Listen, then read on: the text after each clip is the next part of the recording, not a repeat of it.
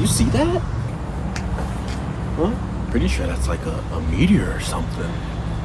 That's coming straight this way. I don't see anything. No, look closer. You think we should like get up or leave or call somebody about this?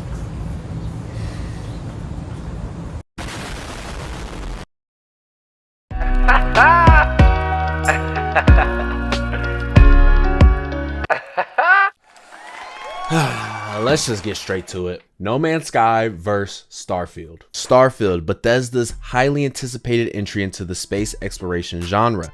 Set in a meticulously crafted open world, Starfield promises a fire journey through space. With Bethesda's track record in creating immersive worlds, players can expect rich storytelling, deep lore, and attention to detail. On the other side of the galaxy, we have No Man's Sky, developed by Hello Games. No Man's Sky has come a long way since its release, with a ton of updates expanding its features. It offers a generated universe with billions of planets to explore and the freedom to shape your own destiny. I'm going to start this by saying both are very good games and you should not be judged liking one over the other. But let's hop right into something that everybody cares about for some reason all of a sudden. It's 2023. Stop judging games just on graphics. There's 2D games right now that are making millions, but I still think we can mention that we are talking about space. It should be beautiful, mysterious, and very open. And both games are, honestly. But the advantage here is No Man's Sky was released in 2016, 2 generations of consoles, and numerous updates to keep its graphics up to par. The only thing is when those huge updates come out, a lot of the planets change, and where that beautiful mountain once was is probably a grass hill now. That was something that always bugged me, but any game that has the capability to not only stay with the times and update the graphics remotely deserves a lot of credit. One of those being GTA, who constantly updated graphics from generation to generation. Now Starfield looks pretty good from my Xbox Series S. I have yet to see anyone run this game to its highest graphics on a computer if they aren't a millionaire content creator. Budget computers are not doing well with this game's graphics, but what I've seen so far on Xbox, there's so much attention to detail. From the fashion, furniture, plants, and planets, it has a lot of potential. I could see it getting some graphic overhauls through the next few years, but as of today, they aren't bad and fit today's standards for graphics pretty well.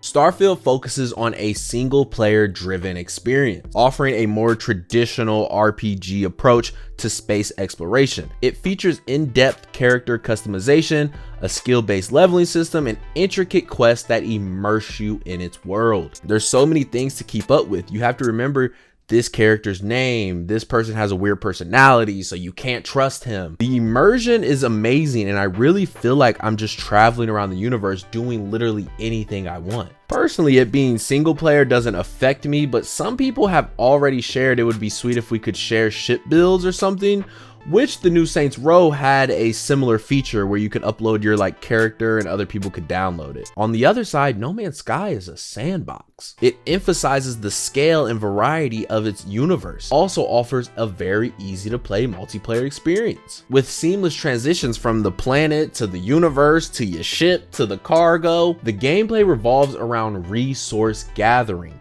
crafting, base building, and trading. That's it.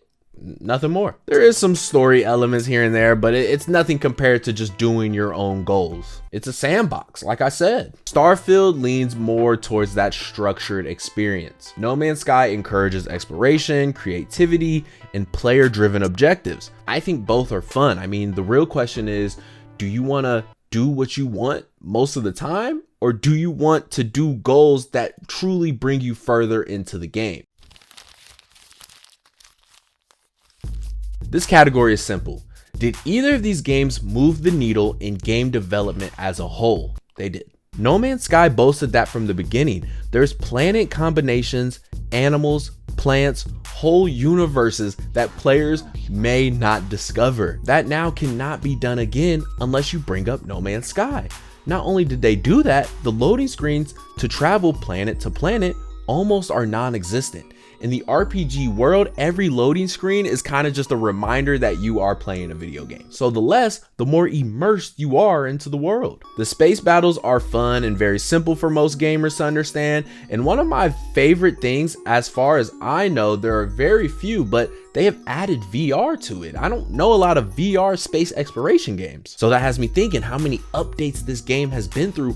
What the heck do they have planned 10 years from now? Starfield kind of feels like a flex to me. The storytelling, the lore, the discoveries, hearing gossip of some secret treasure in a coffee shop, it's all in here and it's in multiple galaxies now. RPGs used to only focus on one area, one state.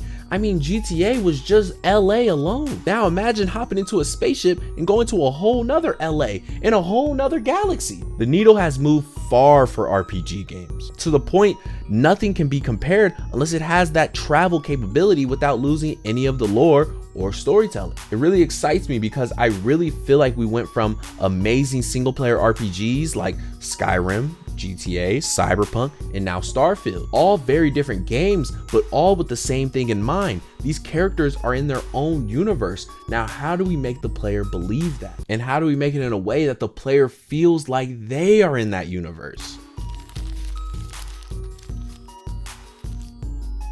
This is the first time we have talked about this comparison when we are talking about games. But when we're talking about space, it almost feels like we have to think about what does this mean 10 years from now, 15 years from now, while space is still just a fantasy to us. Starfield carries the weight of Bethesda's reputation and a dedicated fan base. If it lives up to its promise, it could become a cornerstone of the space exploration genre for years to come. Think about the success of Skyrim and Fallout.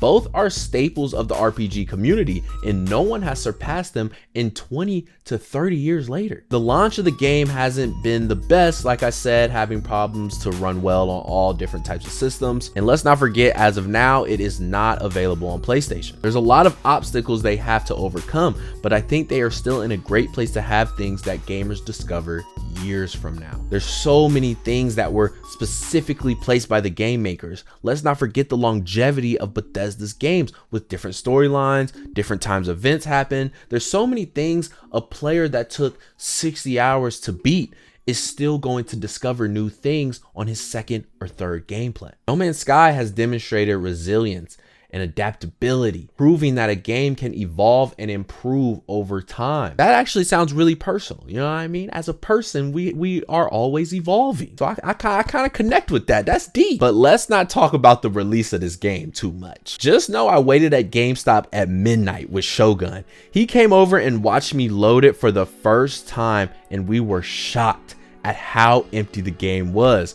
Since its release to its newest update, so many things have been added to the point some say it takes over 100 hours to beat it and to build and collect everything that they're adding. Its legacy may involve continued updates, expansions, and a thriving player community that enjoys that ongoing journey of discoverability. And let's not forget, you can do it all with your friends.